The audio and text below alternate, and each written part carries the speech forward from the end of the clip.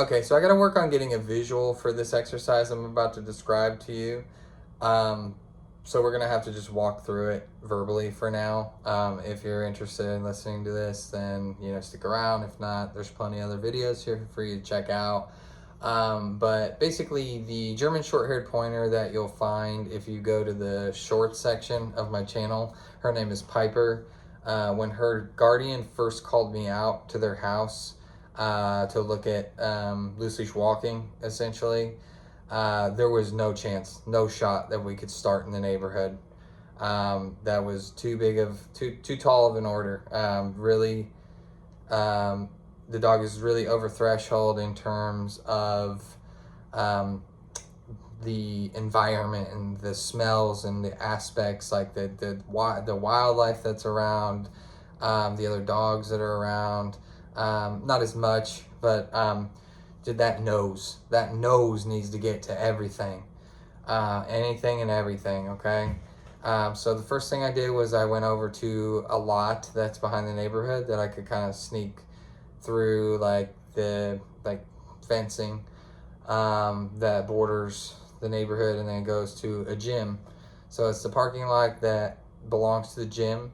Although it's a very big parking lot, I was probably there for about 30 minutes, roughly, and I never had to get out of anybody's way. So it wasn't like cars were zipping through constantly and backing up and pulling in, and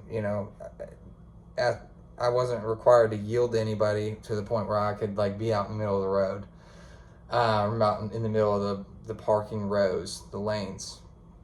So what I was doing with Piper was some pressure work, and insofar as permitting her to go out to the end of the leash, because I really had no other choice, or I would go absolutely nowhere.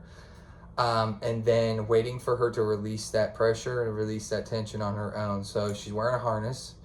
And so I would either wait for her to just naturally watch the tension in her line go from taut to having a little bit of slack, even just a little bit, that counts. Or if she looked over at me, which is rare for her, if she's got 0 check-ins with me, then I would get really excited, and then or I would take that fleeting opportunity to be like, go sniff, right? So I'm working on some pressure work.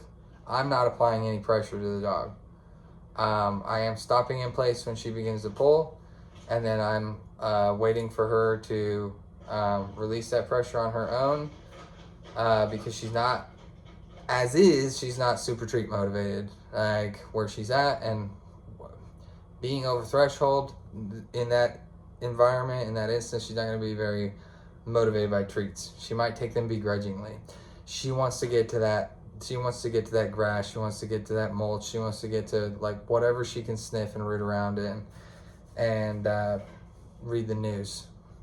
So her biggest reward, her biggest reinforcer that I can offer her when she's when she's walking near me, in a reasonably structured manner, is rewarding her with that sniffing space.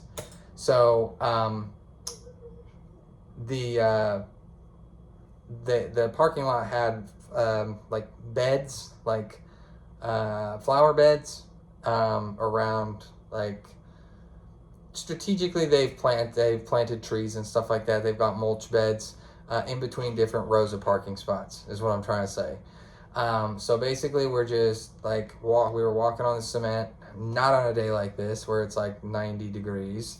And so long as she was she had slack in her line, and she wasn't all the way out to the end of her slack and trying to barrel forward and pull me down, then she got access to the sniffing spot. So I would basically just capitalize upon those windows of time where she was engaged enough with me, or had relented enough with her mission to just barrel ahead, to say, okay, great job, being where you're at and doing what you're doing right now, go sniff, right? So like we just milled around that parking lot doing that exercise and then went home.